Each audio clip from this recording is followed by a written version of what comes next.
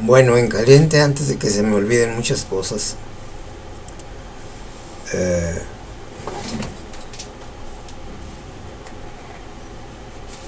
después de que yo narraba de que había terminado mi ciclo de humanidades en Tijuana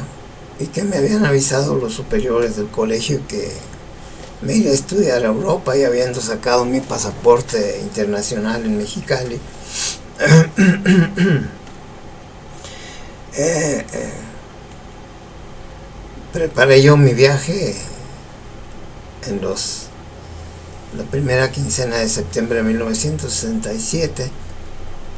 En realidad pues, no sabía qué preparar, nunca había ido a Europa, a California sí muchas veces, mucho más adelante de Los Ángeles, California, San Diego, muchas ciudades del estado de California, eh, Bakersfield, Delano, etcétera. Pero pues a Europa no había ido nunca y así se fueron pasando los días y se precipitaba cada vez más y más la salida que estaba proyectada, creo, un 19 de septiembre de 1967, siguiendo la ruta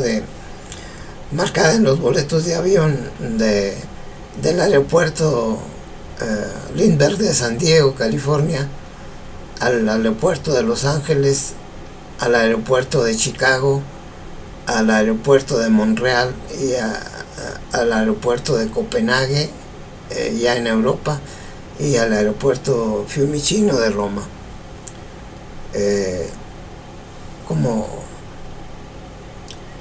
Como se fue precipitando las fechas, se llegó el día en que salíamos de San Diego. Mi compañero que se reunió en Tijuana conmigo, un compañero que era de Mexicali pero que estudiaba en el seminario de Montezuma, Nuevo México, y saldría conmigo del aeropuerto de San Diego hacia Europa. Nos fueron a despedir al aeropuerto de Lindbergh de San Diego algunos sacerdotes de la diócesis, compañeros de mi salón, y mis padres, mi padre, mi madre y 3 de mis hermanos y 3 de mis cuñadas, 2 de mis cuñadas, y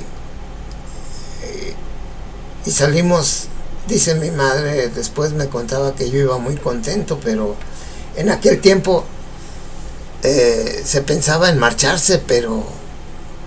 pero hacer un vuelo transatlántico y a lo mejor no regresaba nunca, como de hecho les pasó a algunos compañeros. Así es que era una aventura, y mi padre, que era duro y recio, tuvo a bien irme a despedir al aeropuerto de San Diego, y pues ahí abordamos el avión ya en la tarde, casi oscureciendo. En media hora estuvimos en Los Ángeles, California, y ahí vamos a transbordar en otro avión que nos llevaría a Chicago y a Montreal, a Chicago, y salimos ya oscureciendo. El atardecer y la metida del sol en San Diego se veía desde de las alturas cuando el avión tomó altura, y llegamos a Los Ángeles, y dije yo, aprovechando, pues aquí está mi tía Dominga González, aquí en Los Ángeles, vivía ahí en Azusa, California, y le hablé por teléfono que me iba a ir a Europa. Dijo, pues bendiciones, hijo, y que Dios te ayude. Me dio la bendición mi tía Dominga. Y el nuevo avión de Los Ángeles a Chicago, pues ya hizo una ruta de varias horas. Cuando llegamos a Chicago, había congestión de aviones en el aeropuerto y iban descendiendo de uno por uno y muy poco, y nos trajeron como hora y media dándole vueltas a la ciudad de Chicago, y por fin nos dijeron, el avión no va a bajar en Chicago. Pues nos dio miedo a mi amigo y a mí, íbamos casi rezando, y dice, se van a rutas alternas a Buffalo, Nueva York, a Ottawa y Montreal. y pues en aviones chiquitos y preguntándoles a los operadores de vuelos y a las azafatas y a los capitanes que veíamos cómo le hacíamos para transbordar, y muy amables se prestaron ahí en Buffalo, Nueva York, se prestaron a orientarnos para abordar aviones chiquitos, como digo, para transportarnos de ciudad en ciudad hasta llegar a Montreal. Al día siguiente que llegamos de no haber podido descender en Chicago, en Montreal, nos llevaron, el agente de viajes nos llevó a la feria a la expo mundial que se efectuaba ese año, en 1967, en la ciudad de Montreal. Y pues ahí sucedieron muchas anécdotas muy curiosas. Nos juntamos, mi compañero y yo, que éramos dos, como con 39 estudiantes que venían de muchas diócesis de México, entre ellas Monterrey, Guadalajara, Ciudad de México, Puebla, León. De Morelia no iba ninguno todavía, y por algo ha de haber sido, no sé. Y pues como anécdota, yo me defendía, yo y mi compañero que estudiaba en Estados Unidos y yo que conocía California, pues nos defendíamos con el inglés, pero los otros compañeros hasta para pedir los alimentos tenían que sacar las monedas y los dólares y pedir con la mano, señalando al hot dogs, a la hamburguesa o a la comida que querían, y mostrándoles las monedas, porque no hablaban inglés, pues ni francés menos. Y por fin salimos, y en un vuelo también bastante largo, de horas, llegamos a Copenhague, en Dinamarca. Era la primera ciudad más bonita de primer mundo que encontrábamos al llegar a Europa, la primera ciudad europea que tocamos. Nos hospedaron, el agente de viajes nos hospedó en un hotel que se llamaba Europa, y donde servían una magnífica comida de primer mundo y cervezas danesas oscuras y rubias, y una delicia. Y como anécdota, al día siguiente a un compañero de Monterrey y a un compañero parece que de Puebla o de Tulancingo, Hidalgo, no sé, se quedaron dormidos en el hotel y perdieron el avión de Copenhague a Roma, y todo el resto del grupo llegamos sanos y salvos a Roma, al aeropuerto de Fiumicino. Como anteriormente de Baja California habían salido a estudiar a varios lugares de Europa, en Roma ya existían algunos compañeros, entre ellos Isidro Puente Ochoa, Cipriano Álvarez, que ya estudiaban, y tuvieron a bien irme a buscar al aeropuerto de Fiumicino, y dice: vente para acá, Favela, y vente con nosotros te llevamos al Pontificio Colegio Mexicano, que estaba situado en Monteverde Nuevo, en Roma. Y dice: nosotros te llevamos. Y pues yo no me di las consecuencias, y ahí voy yo con ellos. Eran mis compañeros de Tijuana, y pues no les podía hacer un desaire, según yo, y les dije: bueno, pues vamos. Y al llegar al Colegio Mexicano, estaba todavía en obra negra, faltaban muebles, había bolsas de cal, bolsas de cemento todavía. Íbamos pisando con cuidado para no levantar tanto polvo. Faltaban muebles en los cuartos, aproximadamente 100 cuartos o 100 cubículos, celdas que se les llamaban. Y llegamos, y nos dieron unas órdenes nombrando a un seminarista que anunciaba los eventos por medio del sonido de una campana, principalmente a la hora de la Santa Misa, a la hora del desayuno, a la hora de la comida la hora de la cena y antes la hora del rosario. Y teníamos una vida pues nueva, porque no conocíamos las instalaciones, andábamos escudriñando a ver cómo era el colegio y cuáles eran, que era un colegio que tenía hacia arriba como 3 pisos y del plan terreno abajo como otros 3 pisos. El colegio se iba a inaugurar, llegamos en septiembre 19 aproximadamente, el colegio se iba a inaugurar por Pablo VI el 12 de octubre de 1967, pero pues ese evento no llegó a realizarse porque su santidad Pablo VI mandó avisar que no podía ir por muchas políticas que dentro de la iglesia se van dando, y bueno, quizás le iban a reclamar de otros colegios, el norteamericano, el inglés, el alemán, el francés, que por qué iba a visitar y a inaugurar un colegio que no era necesario. Incluso un colegio de Bélgica que anteriormente les daba al ojo a muchos estudiantes latinoamericanos en Lovaina, Bélgica, un sacerdote, un escritor, escribió un artículo en francés que se llamaba Un desafío a los responsables, que en contexto decía: los responsables que mandaron construir este colegio iban a dejar vacío el colegio de Lovaina, donde se acogían y donde recibían sus clases. Total que se generó una polémica, y si el Papa acudía tal vez a inaugurar el colegio se iba a meter en más broncas. Total que mandó a uno de sus cardenales para la inauguración el 12 de octubre de 1967, y nosotros nos quedamos como chinitos nomás esperando al Santo Padre. Y pues tenían razón, porque para qué él se exponía. Aún así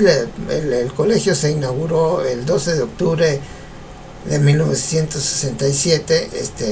pues con una fiesta, y conmemorando, porque no de diario se inaugura un colegio mexicano en el extranjero, mucho menos en Europa. Un colegio totalmente con estudiantes mexicanos de toda la República. Total que por esos días también, el primer día o la primera noche que nos juntamos después de cena en el corredor, el rector del colegio, Bartolomé Carrasco Briceño, nos juntamos una bola de estudiantes alrededor de él, y se me quedó viendo y dice: ¿y tú qué? Le digo: no, señor, yo vengo a estudiar filosofía. No me quiso decir, pero esa inauguración iba a ser para puros sacerdotes y teólogos. Y dijo, a ver, llamó a su secretario, un estudiante de la Arquidiócesis de México, dijo: a ver, Javier Romero, escribe en la universidad a Javier, en la Facultad de Filosofía. Y Javier Romero, estudiante de la Arquidiócesis de México y secretario del rector, sino que él acudió y me inscribió en la universidad, después de un previo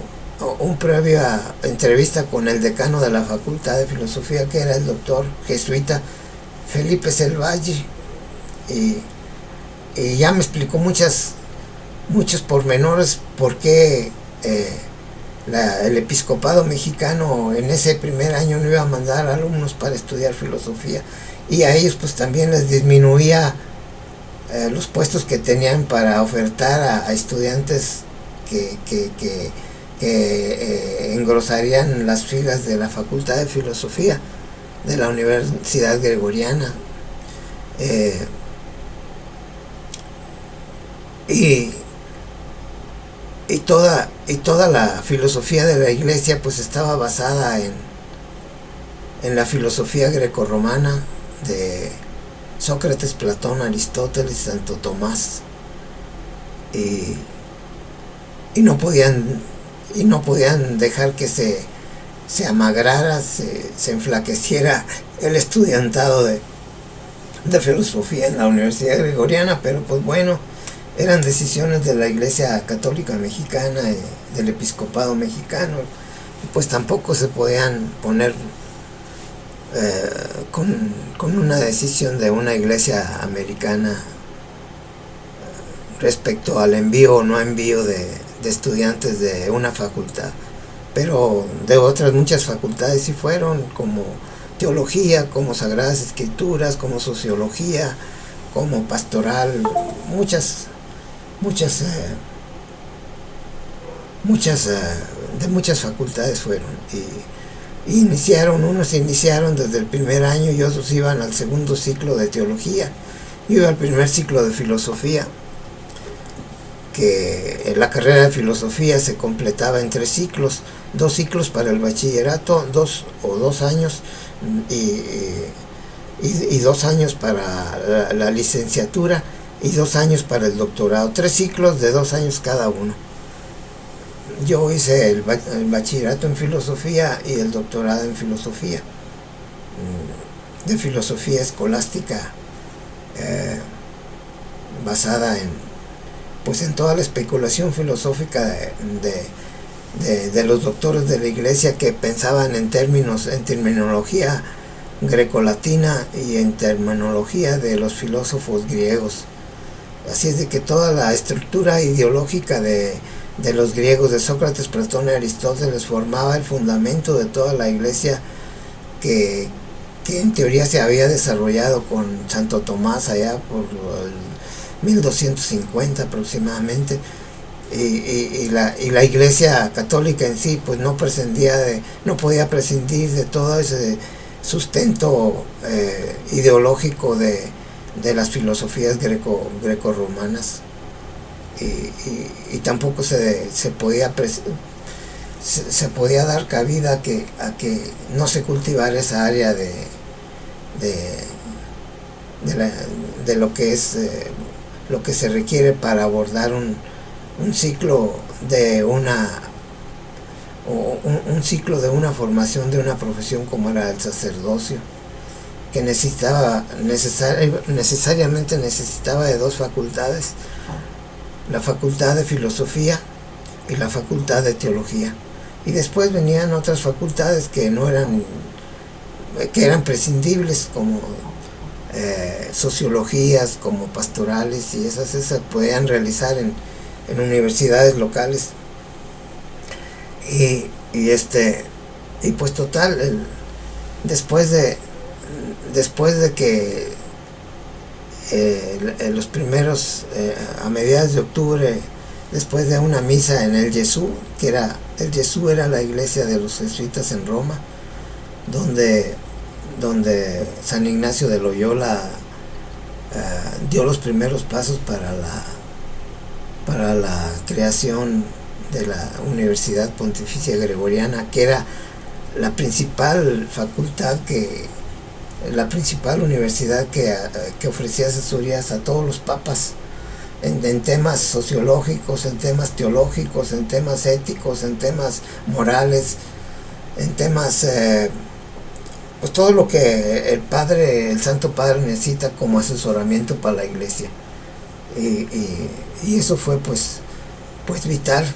Eso fue pues vital, el que se siguiera cultivando la filosofía, y principalmente la filosofía y la teología, a pesar de la oposición de la Universidad de Lovaina con uno de sus sacerdotes, que dijo un desafío a los responsables, que decía un desafío a los responsables que osaron crear la Universidad Mexicana,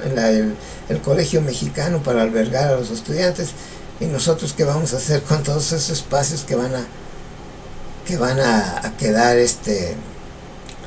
en blanco? Pues por eso reclamaban, pero iban a perder, pues no su chamba, ¿no? Porque tenían de muchas partes del mundo. Después de Roma, la Universidad de Lovaina era un semillero intelectual de la catolicidad, con la Universidad de Friburgo, Suiza, con la Universidad de Lovaina en Bélgica, con la Universidad Gregoriana en Roma, y universidades de los franciscanos, universidades de los dominicos, universidades de los agustinos. Toda orden de clero tenía sus universidades muy famosas y muy prestigiadas en Europa, y estaba en efervescencia en aquel entonces el Concilio Vaticano II, que trataba de que la iglesia se ayornara, que quiere decir que se modernizara para dar un mejor servicio a la comunidad espiritual de la Iglesia Católica, que necesitaba de auxilio espiritual y de una formación de su alma. Y en el Concilio Vaticano II había que definir muchas cosas: la vida de la iglesia, la vida de la liturgia, la vida de los seminarios, la vida de la formación filosófica, la vida de la formación teológica, de la vida de la información de las Sagradas Escrituras, la vida del ecumenismo, una serie de temas que se estaban abordando en el Concilio Vaticano II, y que a diario había grandes discusiones en las universidades del clero secular y del clero regular. Y la Universidad Pontificia Gregoriana, que dependía directamente del Santo Padre, que en aquel entonces era Pablo VI. En 1967 se preparaba pues que se pusiera en práctica incluso los hábitos que utilizarían los sacerdotes, las monjas y los seminaristas, porque en Europa la vestimenta religiosa del clero secular y del clero regular era muy respetada, en primer lugar por ser la sede de la Iglesia Católica en el mundo, y en segundo lugar porque la Iglesia Católica, pues quierase o no, era la que daba la cara por toda Europa en aquel entonces. Dio la cara, de hecho, cuando los musulmanes trataron en 1570 de invadir Europa, llegando a la osadía incluso de mandarle a los reyes de España, de Austria, al gobernador de Venecia, al Santo Padre, un documento escrito de muchas cuartillas en las que exigían que les entregaran el dominio de Europa. Y al entregarles el dominio de Europa, pues iban a quedar con Europa el Islam, además de que todavía tenía mucho control de la ruta de las especies de todos los musulmanes. Después de ese escrito del Islam, el único que, o por petición de muchos reyes europeos, el único que dio la cara fue el Santo Padre, el Papa, y formó la Santa Alianza para defenderse de toda la amenaza del Islam en 1570. Y el Papa convocó al rey de España, a todos los reyes. Algunos no pudieron ir porque tenían sus gestas, sus problemas con el protestantismo, y con Inglaterra pues no acudió porque estaba en clara desobediencia desde Enrique VIII estaba en clara desobediencia con el papado, y los alemanes con el protestantismo, Holanda también con el protestantismo, y acudieron el rey de España, el reinado de Saboya, el reinado de Austria, con Juan de Austria como jefe de las tropas que encararían al ejército islámico, que estaba compuesto de 300 naves, y el frente católico, el frente papal, por 50 naves de guerra más que los islámicos.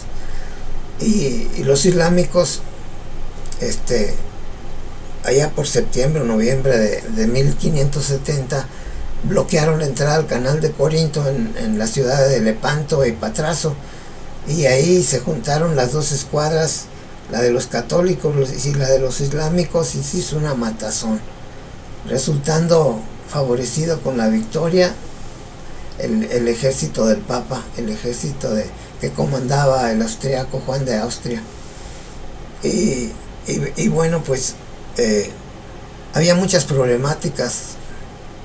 que se estaban dando en Roma en ese entonces como consecuencia del Concilio Vaticano II, que por esas fechas de allá del 62, 63 decidió enfrentar a todas esas problemáticas. Y una de las problemáticas era también pues la erección del Colegio Pontificio Colegio Mexicano, al que le reclamaron al que resultara responsable. Así decía mi amigo Werner Promper. Era mi amigo porque cuando iba al colegio siempre me buscaba, y el colegio pues le daba entrada por ser religioso,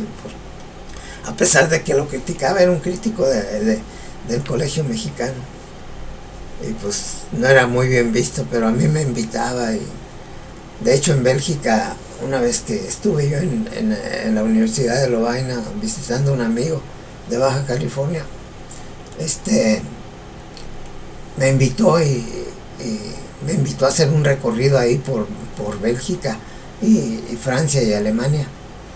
Y él daba clases en la Universidad de Münster, Alemania, y de Münster nos llevó a Bruselas, a Bélgica, y en el recorrido nos llevó al baño en Aquisgrán, en Aachen. En alemán la ciudad se llama Aachen, pero en el nombre latino se llama Aquisgrán, donde se bañaba Carlomagno allá por el 700, 800 de la Edad Media. Unos baños de aguas termales estupendos, y nos invitó a bañar ahí a esos baños, y fue muy amable. De Alemania, de la Universidad de Münster, nos llevó a la Universidad de Lovaina en su automóvil. Pues una amabilidad que pues uno como joven y como estudiante pues de todos modos agradece, ¿no? Porque siempre anda uno sin saber en Europa, y muchas veces tal vez sin medios económicos suficientes, y tuvo a bien pues darnos una introducción a toda esa región que antes, mucho antes, con Carlos V fue de España, como lo era México, y en tiempos de Maximiliano de ahí salió Carlota, emperatriz de México. Pues total, ellos se sienten como identificados con los mexicanos, como que somos hermanos, como que la reina Carlota, que era una princesa austriaca, era reina de nosotros los mexicanos, y tal vez tenían todavía alguna pretensión. Pero bueno, pues la historia no se escribió así, se escribió para los liberales en México y para la derrota de los conservadores en México también. Y el colegio mexicano, como una institución de formación de intelectuales, se afrontaba todas esas problemáticas de que aparecían con la historia de la Iglesia, con los que se oponían al Concilio Vaticano II. Había muchos intelectuales que se oponían al ayornamiento, a la modernización de la Iglesia Católica, entre ellos Marcel Lefebvre, y muchos que fundaron así comunidades muy tradicionalistas, muy conservadoras, porque no admitían la renovación de la Iglesia, no admitían, y de hecho muchos murieron en su fe, y opuestos completamente a las órdenes del papado, del Papa Pablo VI en aquel entonces, desobedeciéndolo así. Y pues ellos se encomendaban al Dios que a todos nos protege, y Pablo VI a dar más o menos una directriz de conducta, de disciplina que debería seguir la Iglesia, digo, para no romper con el pasado, ni tampoco en aventarse a especulaciones muy modernistas, muy ayornadas, de mucha modernidad. Pues el 12 de octubre de 1967, apertura del Colegio Mexicano, del Pontificio Colegio Mexicano, con cerca de 40 alumnos, como 5 formadores y personal de cocina y aseo de todo lo que necesitaran los seminaristas, que en ese tiempo éramos como 40, más los superiores, llegamos a unos 50 o más. Nunca me fijé yo en ese detalle, pero sí era un buen número. Y el colegio se inauguraba pues ese 12 de octubre y tenía una entrada desde la vía del Casaleto hasta el recibidor del colegio y del plan terreno, que así le llaman en Italia, el piso de tierra, hasta arriba 3 pisos más o menos, con un elevador a la entrada, y hacia abajo otros 3 pisos con un piso de refectorio o de comedor, con un piso de que iba a ser para entrar tal vez a una capilla muy grande y muy importante que hasta el 2017 no se ha construido, porque pues por X o por Z razón. Y un piso todavía más abajo, donde está una palestra, que es un gimnasio, y está una alberca para disfrute de los seminaristas, pero que desde entonces, desde los primeros años, se le rentó a una empresa italiana que se llamaba Nuoto Flores, o lugar de alberca, flores y gimnasia, y con empresa con la que tuvieron algunas discrepancias, porque se querían adueñar del colegio. Lo que sucede en todo, que donde quiera se mete la grilla y quiere cosechar donde no ha sembrado. Bueno, así fue la inauguración de la apertura del Colegio Mexicano en Roma.